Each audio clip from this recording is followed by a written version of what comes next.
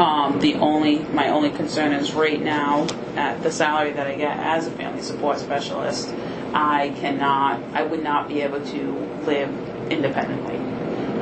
So I am married, and it's great that we have two incomes, but I want to reach a point that if something ever happened to my husband, or I don't have to worry that I am always going to need somebody to be financially stable. Of course.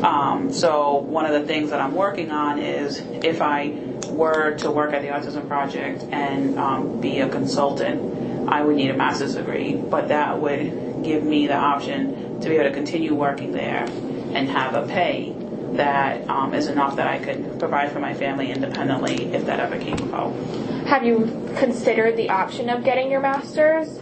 I have, and I feel like that's really what's stressing me out right now, because I need to decide if I should go for my master's, but I know that right now, juggling work, family, and school, I feel like as I'm getting older, physically, it's taking its toll on me. Mm-hmm. I'm exhausted constantly, and if I'm going for another 4 years of this, I don't know what that looks like for me. So I'm really trying to, and also I don't know what the classes look like, and as it is, my daughter makes comments that I'm not home that much, so it really, takes an emotional toll on me to hear her say that, as well as the physical toll of never being home. Of course. Do you feel that this has been a more recent thing that she's been making those comments, or just now that she's getting older, she's noticing it and it's taking more of a toll on you, or have you really become more busy? Yeah, I think, when I started the Autism Project, it was only 20 hours a week. Now I'm up to full-time status. I'm working 35 hours a week. So there has been an increase there. The other thing is now that I'm closer to my degree program at URI, I have less flexibility on what classes. So it just so happens this semester, instead of taking one online course, which I try to do, and one at campus, usually it's also a 4 o'clock class. It just so happens that I'm taking 2 6 o'clock classes back to back, so Monday and Tuesday, and I'm not getting home until they're in bed.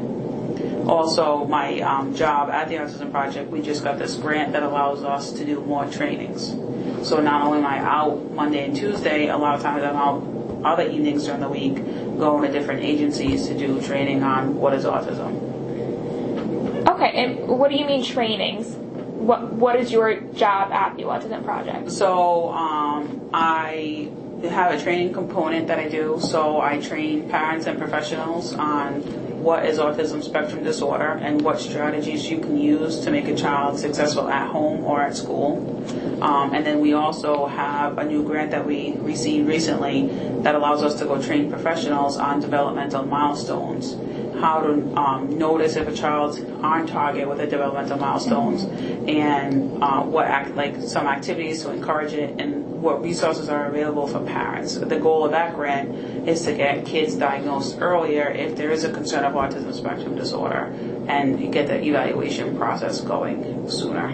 That makes sense. So it sounds like you are kind of in a teaching role there, and you're educating the public as to what they should be looking for, yeah. If I'm hearing you right. Yeah, and surprisingly, even though, like I said, my goal in life was always to become a classroom teacher, ideally I always said 2nd and 3rd grade. I felt like they don't have attitudes at that point, and I don't have to worry about diapers and drool, but I find that teaching adults is something that I love doing right now. Okay, so your son really has kind of changed your entire direction and your entire path as to where you wanted to go, where you find yourself, and where you are happy, which is great. If you hadn't had your son, where do you want to be right now? What kind of career besides, what was your ultimate goal? I think I probably would have been a classroom teacher. Okay. Looking back, I don't know if that would have been the right role for me. But it was definitely probably something that I would have been on track for. Okay, so that makes sense. Now, do you feel as if what is the difference now from teaching at the Autism Project versus being the consultant at the Autism Project? What would your job description, how would that change for your family? So I still get to do the training piece, which is nice. But I will be actually going to schools, and I still will be working in classrooms, which is, combining something I was always interested in. But I would be going to work in a classroom with either a kiddo or a group of kids who are really struggling. So usually when things are going bad,